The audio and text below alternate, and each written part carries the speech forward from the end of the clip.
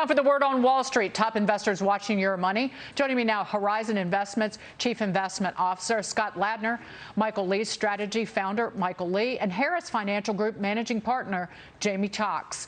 Gentlemen, great to see you this morning. Mike, let me start with you. Futures are slightly down on the first trading day of this month. This after the Dow and S&P 500 had their best month since November 2020. The NASDAQ, its best since April of that year.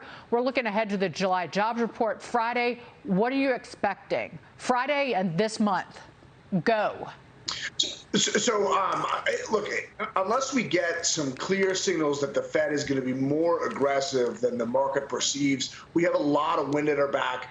From a technical standpoint, with a ton of buying coming in, and nothing changes market sentiment quite like price. So as the market continues to rally, I think we'll continue to get stronger until we get other news that would lead us to believe that the Fed is going to be more aggressive than the market perceives. What we got last week from Jay Powell when he was speaking was the perception that he is going to pivot and that the front end is going to stop somewhere around 3.25. And by May of next year, they're going to start cutting rates. So if that were to change, I could see the market selling off again hard. And as far as the jobs number goes, everyone talks about how great the labor market is. The fact of the matter is we still have less people employed now than we did at the end of 2019. And when you account for labor force growth, that puts us down over 3 million jobs from where we would be had it not been the government's reaction to COVID. So this Friday, we've got pretty good estimates, 220,000, not a huge range, somewhere between 200 and 300,000 across the street. One of these months, we're going to have a blow up in unemployment, and this number is going to be a train wreck simply because the economy really is slowing down. It really is coming apart. And, you know, when you're bullish and you start talking about the labor market, the bears remind you that this is a lagging indicator, and when you're bearish and you're talking about all the job losses, the bulls will talk to you about it's a lagging indicator. The fact of the matter, in both those situations, it's still a lagging indicator. So if we get a good jobs number, that data that's going to be revised twice, it's something that happened in July that we really won't know the final number until October. So it's a little bit of stale data. I think we'll get an okay number, not a blow up, but one of these next few months, it's going to start to look really ugly.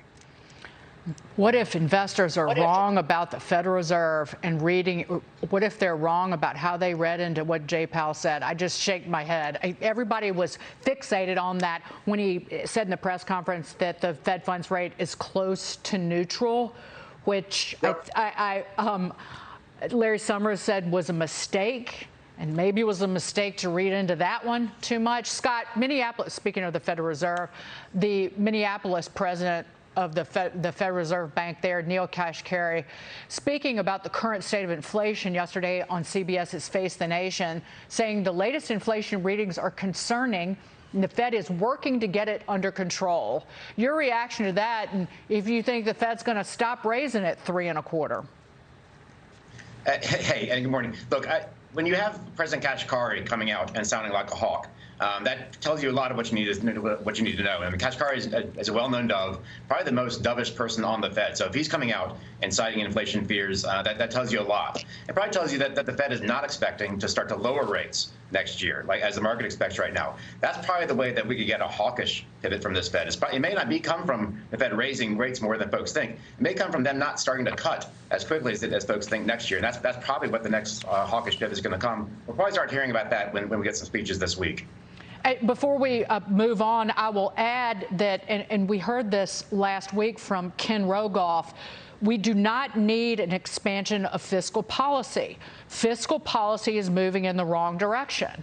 When you talk about it's a $433 billion in spending in this Schumer Manchin monstrosity, $280 billion in new spending in the CHIPS bill. This puts more pressure on the Fed to do more to fight inflation. And I wonder if these giddy investors last week were ignoring that. Real quick. Yeah, I mean, look, one of the things we've been thinking about is there's no chance to get large fiscal spending in the current state of the economy. Well, last week that proved us to be, that proved to be wrong. And so, if we are going to get more fiscal spending, that is going to make the Fed's job harder. They are going to have to push back a little bit more on that, and that is something we're going to have to watch for. I mean, it makes the prospect for cuts next year far less. Scott, well said. Jamie, where are you telling people to invest right now? Well, I think all year, Dagan, it's been all about pricing power. I mean, inflation is here. It's been here for a while, and it's going to be here for a little while longer. So if you are not paying attention to that, you're seeing it basically every earnings report. Every company that has pricing power is doing fantastic. Coca-Cola, McDonald's, NVIDIA, Broadcom, Microsoft. You see basically those companies doing extremely well, even Altria for the first time in a while. So that's basically what people need to focus on. And I know there's short covering and there's a lot of damage that's been done in software stocks and things like that. But dividend paying stocks, particularly those from companies that have pricing power, have been and will continue to be the place to be for investors for some time. I mean, we've had 10 years of basically unfettered opportunity in technology. In these type of cycles, when you see things transition, you see transition of leadership, and you're seeing it in real time. And so you have energy companies will be in leadership groups for a while because commodity prices, energy are probably not going to drop that much, even if we get cessations of hostilities in Ukraine and Russia. So you've got that to deal with too. So I don't think the Fed is going to be as good at getting the inflation rate down as quickly as markets think. It hasn't been right yet on it. It's been way too late, and it's not going to miraculously get on schedule here.